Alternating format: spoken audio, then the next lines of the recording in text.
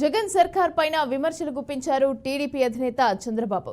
జగన్ పాలనలో అంతా నాశనమైపోయారని మండిపడ్డారు. ఇక మరోసారి వైసీపీకి ఓటు వేస్తే మరిన్ని ఇబ్బందులు తప్పవని హెచ్చరించారు. ఎన్నికల ప్రచారంలో భాగంగా తాడికొండలో నిర్వహించిన ప్రజాగళం సభలో మాట్లాడారు. అదే అమరావతిలో జరుగుంటే రాష్ట్ర సంపద పెరిగేది, ప్రభుత్వ ఆదాయం వచ్చేది. అందుకే సంపద సృష్టిస్తా, ఆదాయం పెంచుతా, పేదవాళ్లకు ఆదాయాన్ని పంచుతానని మరొక్కసారి మీ అందరికి హామీ ఇస్తున్నా. పేదరిక నిర్మూలన ధ్యేయం. అందుకే ఈరోజు ఆడబిడ్డ నిధి ఇస్తా, నెల 1500 ఇస్తా, తల్లికి వందనం, ఎంతమంది బిడ్డలుంటే ఒక్కొక్కరికి 15,000 ఇస్తా.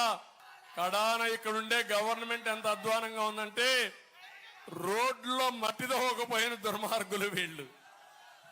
రాజధాని కోసం ఇసుక సేకరిస్తే దొంగలిచ్చిన దొంగలు వీళ్ళు. అలాంటి దుర్మార్గులు ఇక్కడ ఒక ఎమ్మెల్యే ఎంపీ కూడా ఉన్నాడు. బాపట్ల ఎంపీ దొంగతనంలో, అమరావతిలో దొంగతనం. ఏం మనుషులు నాకైతే అర్థం కాలేదు. అడుగడుగున మిమ్మల్ని అణగదొక్కిన మా వీర వనితలైతే, అమరావతి రైతు మహిళలైతే శభాష్, మిమ్మల్ని మనస్ఫూర్తిగా అభినందిస్తున్న. ఎవరు చేయలేని పని మీరు చేశారు. అలాంటి దీంతో మనం ముందుకు పోయాం. మళ్ళా ఉద్యోగస్తులందరికీ మంచి రోజులు వస్తాయి.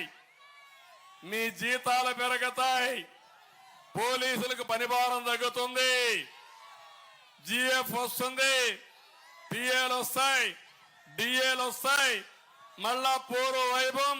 పోలీసులు కుటుంబంతో ఆదివారం అయినా సరే హాలిడే ఇచ్చి మిమ్మల్ని ఆదుకునే బాధ్యత నాదని పోలీసు సోదరులు కూడా